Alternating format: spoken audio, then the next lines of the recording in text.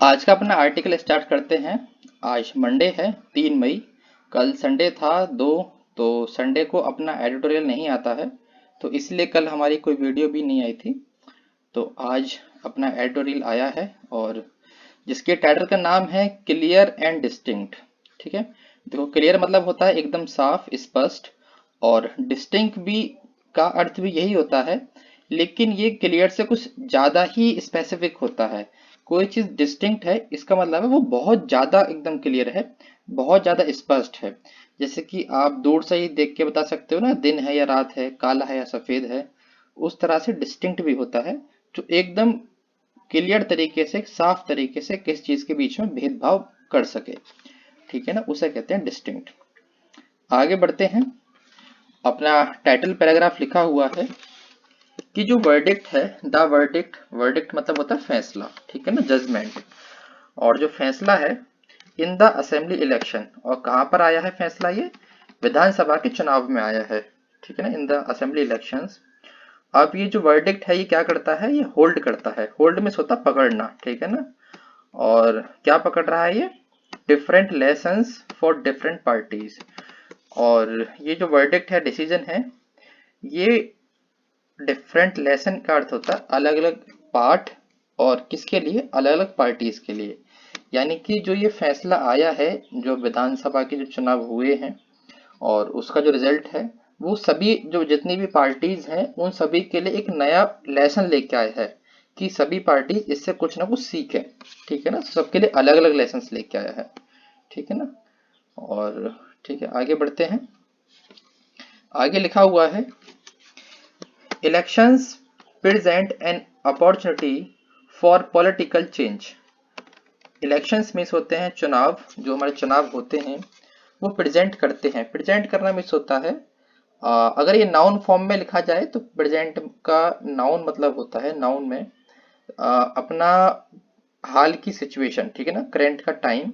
और अगर ये वर्ब होता है, यहाँ पे एज ए वर्ब यूज हुआ है प्रेजेंट, तो इसका मतलब होता है किसी चीज को शो करना, ठीक है ना, प्रस्तुत करना। तो जो इलेक्शंस हैं ये प्रस्तुत करते हैं एक अपॉर्चुनिटी को, एक मौके को, ठीक है ना, एक अवसर को। और किसके लिए, फॉर पॉलिटिकल चेंज। और एक पॉलिटिकल मीन्स राजनीतिक, और चेंज मीन्स बदलाव। तो जो इलेक्शंस होते हैं हमें एक ऐसे मौके प्रदान करता है कि जिससे हम राजनीतिक बदलाव लेके आ सकें। ठीक है ना, अपने किसी भी कंट्री में। और अगर छोटे स्तर पे हो रहा है कोई चुनाव, तो छोटे स्तर पे बदलाव आ सके। आगे लिखा हुआ है, मगर यानी कि बट, जो वोटर्स हैं, जो वोट डालते हैं वो लोग, एट टाइम्स यानी कि समय समय पर, यानी कि कभी कभी, प्रीफर करते हैं the familiar comfort of continuity and reward performance over promises. देखो, जो वोटर्स होते हैं, जो वोट डालते हैं, वो एट टाइम्स यानी समय समय पर प्रीफर करते हैं। प्रीफर मीन्स होता है अपनी, प्रीफर आप कह सकते हो, वो किस चीज को ज्यादा तवज्जो देते हैं। ठीक है ना, प्रीफर मीन्स होता है ज्यादा तवज्जो देना किसी एक चीज के लिए, और प्राथमिकता देते हैं ज्यादा। और किस चीज को प्राथमिकता देते हैं, the familiar comfort of continuity को। फैमिलियर का मतलब होता है कोई एक ऐसी चीज जिससे हम अच्छी तरह, हमारी जानकारी में है, ठीक है ना, यानी कि जिससे हम परिचित हैं, फेमिलियर हैं। कंफर्ट मीन्स आराम, ऑफ मीन्स का, और कंटिन्यूटी मीन्स होता है कोई एक ऐसी चीज जो काफी लंबे समय से चली आ रही है और उसका चलते रहना। ठीक है ना।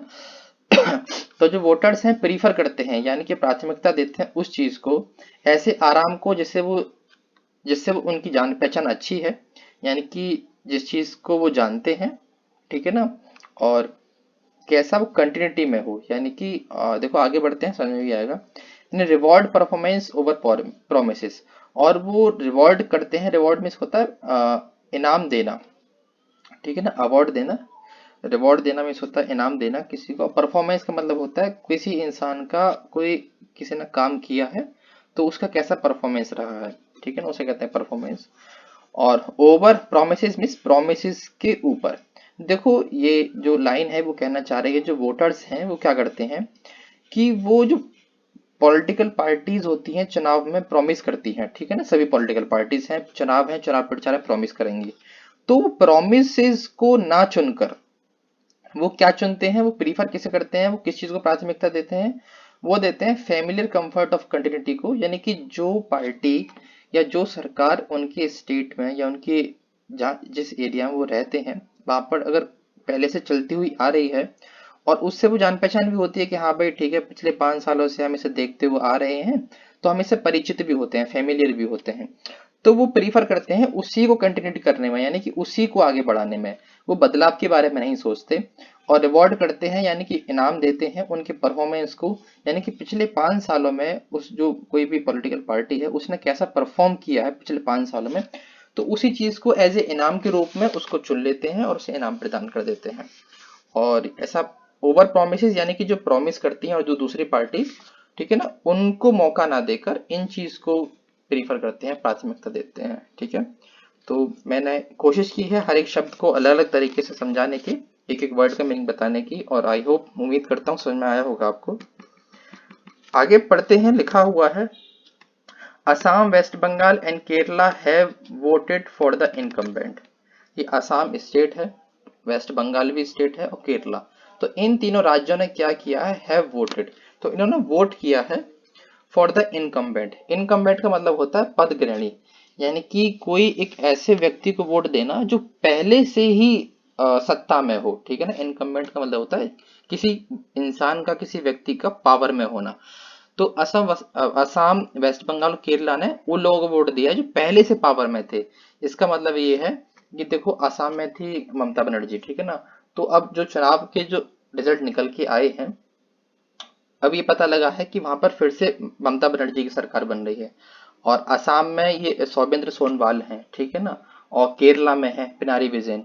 तो फिर से जो रिजल्ट अब आए हैं वही निकल के आए रिजल्ट में, जो पहले से सत्ता में बैठे हुए थे, जिनकी सरकार पहले थी, वही फिर लोग दोबारा से वोट इनको इतने मिले हैं कि फिर से ये दोबारा सरकार बना सकें। तो ठीक है ना, तो वोटेड फॉर इनकम्बेंट का मतलब है जो लोग पहले से सत्ता में थे उन्हीं को वोट दिया है। ठीक है ना, इन तीनों राज्यों के जो लोग हैं, ज्यादातर लोगों ने। आगे लिखा हुआ है वाइल, यानी जबकि, जो तमिलनाडु और पौडीचेरी है इन्होंने वोट किया है, हैव वोटेड फॉर चेंज, तो इन्होंने वोट किया है एक बदलाव के लिए। ठीक है ना, वोट फॉर चेंज मीन्स बदलाव के लिए, तो इट मीन्स यहाँ पर जो पहले गवर्नमेंट थी, अब वोट ऐसे गए हैं कि वहां पर दूसरी गवर्नमेंट बनेगी। ठीक है ना, वोट फॉर चेंज यानी कि पहले वाली गवर्नमेंट नहीं बनेगी। और असम, वेस्ट बंगाल और केरला में क्या हुआ, जो पहले से थी और वही से फिर सरकार दोबारा से बन जाएगी, और तमिलनाडु पुडुचेरी में दूसरी सरकार बनेगी, दूसरी पार्टी से सरकार बनेगी। ठीक, आगे बढ़ते हैं। There is no theme, though there is no one theme that can explain how the voters responded to the myriad political choices before them। यहाँ पर लिखा हुआ है कि वहां कोई थीम नहीं है। थीम का मतलब होता है कोई सब्जेक्ट होना, कोई विषय होना, कोई मुद्दा। तो यहाँ कोई मुद्दा नहीं है, और मुद्दा किस चीज का नहीं है, डेट कैन एक्सप्लेन, जो ये एक्सप्लेन कर सके, ठीक है ना, जो ये बता सके कि हाउ द वोटर्स, कि जो वोटर्स हैं, जो वोट देने वाले व्यक्ति हैं, उन्होंने किस तरह रेस्पॉन्ड किया है। रेस्पॉन्ड का मतलब अपनी प्रतिक्रिया दी है to the myriad political choices before them, और किन के लिए, जो माइरेड पॉलिटिकल चॉइसेस हैं, यानी कि माइरेड का मतलब होता है बहुत सारे, ठीक है ना, विभिन्न, पॉलिटिकल मतलब राजनीतिक, और चॉइसेस का मतलब होता है विकल्प।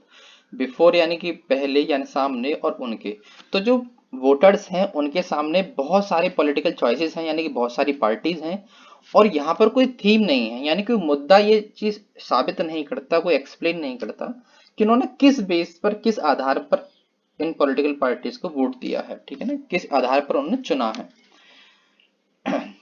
आगे बढ़ते हैं, आगे लिखा हुआ है parties with strong and visible leadership might have the same appeal as leaders that show empathy for their daily struggles।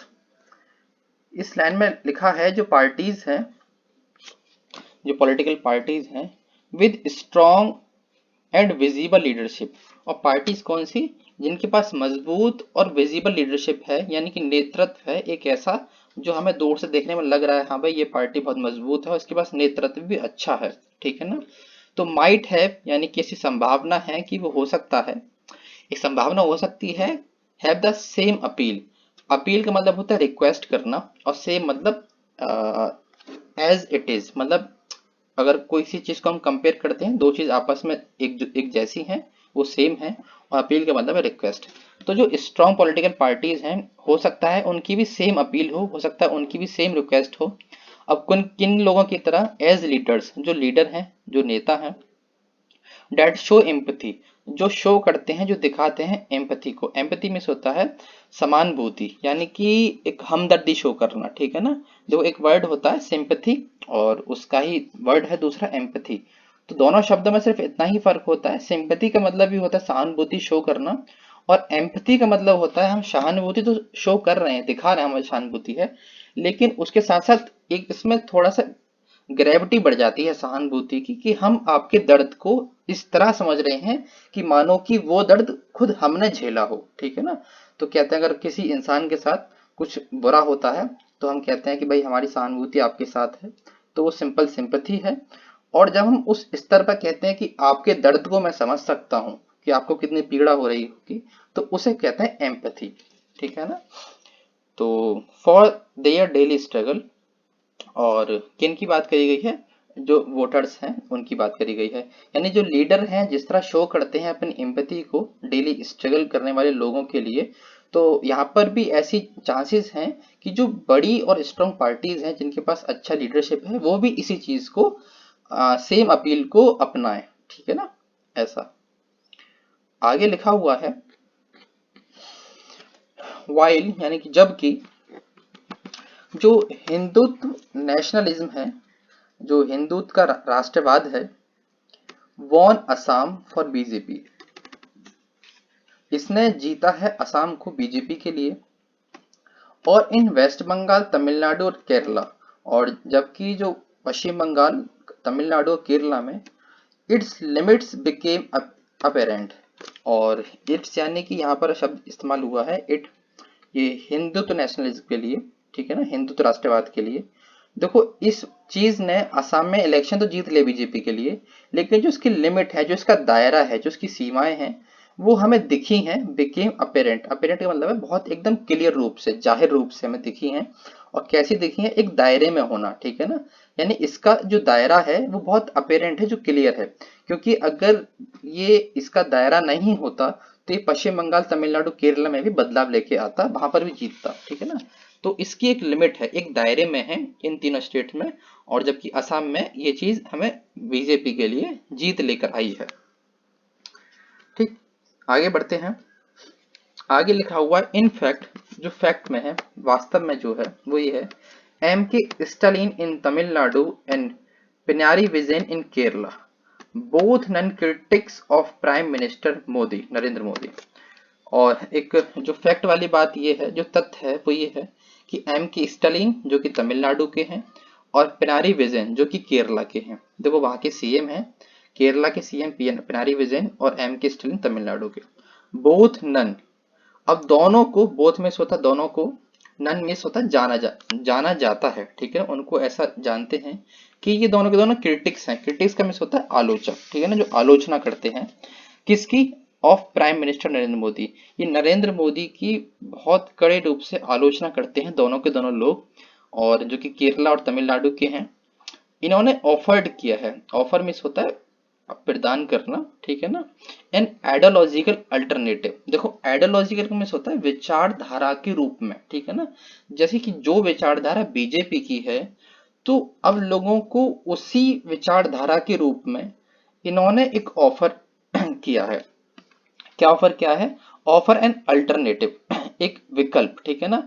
यानी कि जो लोग अपनी विचारधारा को मानते हैं कि हाँ भाई हमें बीजेपी की विचारधारा अच्छी लगती है, जो लोग ऐसा मानते हैं कि हमें बीजेपी की विचारधारा अच्छी लगती है, तो इन दोनों लोगों ने ऑफर किया है उन लोगों के लिए एक विकल्प को, कि आप उनकी विचारधारा को मानते हैं तो आप हमारी को मानकर देखिए, ठीक है ना, हमारी जो विचारधारा है उस विकल्प को ऑफर किया है to the politics of BJP, ठीक है ना।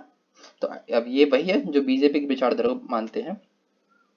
Although it was not a direct contender for power directly in other state, और ऑल्दो मीन्स होता है जबकि, इट वाज यानी कि जो बीजेपी पार्टी है हमारी, ठीक है ना, इट वाज ये नहीं थी एक डायरेक्ट माने सीधा, कंटेंडर मीन्स होता है प्रत्याशी, फॉर पावर यानी कि सत्ता के लिए, डायरेक्टली सीधे रूप से, इन आइदर स्टेट यानी कि दोनों में से किसी भी स्टेट के लिए। यानी कि जो पीएम नरेंद्र मोदी थे ये सीधे तौर से रूप से केरला और तमिलनाडु में किसी में भी सीधे कंटेंडर नहीं थे कि हाँ भाई सत्ता में आने के लिए, ठीक है ना। और इनका जो अल्टरनेटिव आइडियोलॉजी है वो किसने ऑफर करी है, वो पिनारी विजयन और एम के स्टालिन ने, ठीक है ना। कि जिन लोगों को बीजेपी की आइडियोलॉजी ठीक लगती है, अब उसका एकदम अल्टरनेटिव, उसका एकदम विकल्प तैयार किया है इन लोगों ने, ठीक है।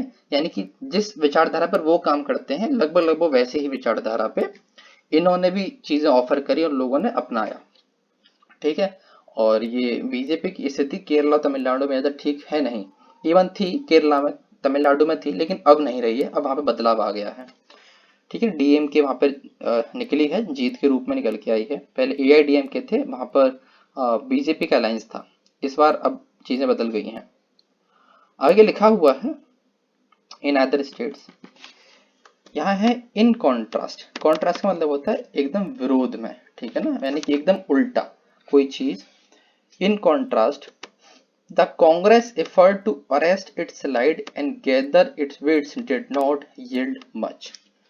जो कांग्रेस है, जो कांग्रेस पार्टी है, आईएनसी इंडियन नेशनल कांग्रेस है, उसकी जो एफर्ट्स हैं, उसकी जो कोशिशें हैं, ठीक है ना, टू अरेस्ट, अरेस्ट करने का यानी कि पकड़ने का, इट्स स्लाइड, स्लाइड मिस होता है अपना फिसलना, ठीक है ना, स्लाइड मिस होता है फिसलन।